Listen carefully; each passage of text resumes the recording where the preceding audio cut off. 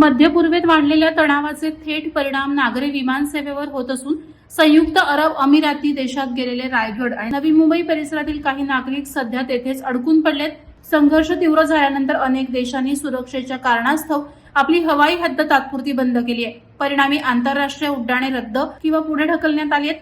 आंतरराष्ट्रीय माध्यमांनुसार United states आणि Israel यांनी इराण विरोधात संयुक्त लष्करी कारवाई सुरू केल्यानंतर मध्य पूर्वेतील तणाव शिगेला पोहोचला आहे। या पार्श्वभूमीवर आखाती देशातील विमानसेवा मोठ्या प्रमाणावर विस्कळीत झाली आहे। अडकलेल्या रायगड आणि नवी मुंबईतील नागरिकांचे परतीचे उड्डाण रद्द झाल्याने अनिश्चितता निर्माण झाली आहे। काही प्रवासी हॉटेलमध्ये तर काही विमानतळ परिसरात थांबले असून परिस्थिती स्थिर होण्याची प्रतीक्षा करत आहेत।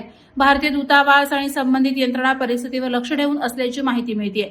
दरम्यान इराणकडून अमेरिकन तळांना लक्ष्य केल्याच्या बातम्यांमुळे सुरक्षेची परिस्थिती अधिक संवेदनशील बनली आहे। त्याचा थेट परिणाम नागरी हवाई उड्डाणांवर होत असल्यानं भारतासह विविध देशातील प्रवाशांची चिंता वाढली आहे। परिस्थिती निवळल्यानंतर टप्प्याटप्प्याने उड्डाणं पूर्ववत करण्याचे प्रयत्न सुरू असल्याची माहिती मिळते।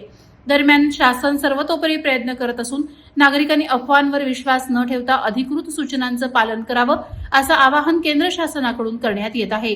वादळवारा लाईव्हसाठी न्यूज ब्युरो, रायगड। नवी मुंबई व रायगड जिल्ह्यातील ताज्या बातम्या आणि घडामोडींसाठी सबस्क्राईब करा वादळवारा लाईव्ह चॅनल आणि दाबा बेल आयकॉन।